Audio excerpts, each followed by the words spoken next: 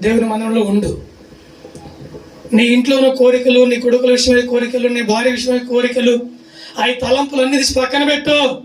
నీకు కావాల్సిన ఆరోగ్యం, నీ రోగం కుదిటి పడాలి, నీ రోగం నుంచి విడుదల పొందుకోవాలి. కావాలంటే నీకు దేవుడు కావాలి. ఆరోగ్యం కావాలంటే ఎవరు కావాలండి? ఏ బంధుమిత్రులు ఎవరు? కోట్ల ఆస్తులు నీకు ఆరోగ్యం ఇవ్వద్దు. ఆస్తి చాలా సంపాదించవచ్చు, ఆరోగ్యం ఎవరు ఇవ్వరు. అది దేవుని దగ్గర ఉంది.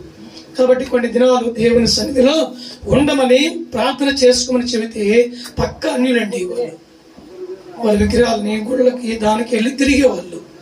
వాళ్ళకు ఆ పాస్టర్ గారు ఆ మాట చెబితే ఖచ్చితంగా విలువనిచ్చి అక్కడికి వచ్చిన వాళ్ళు. ప్రైజ్ ది లార్డ్, హల్లెలూయా. అంటే ఏం కోరుకుని వెళ్ళారు దేవుని మందిరానికి? ఏం కోరుకుని వెళ్ళానమ్మా? మా ఆయనకి ఈ యొక్క రోగం నుంచి విడుదల కలిగి ఆరోగ్యం ఇస్తే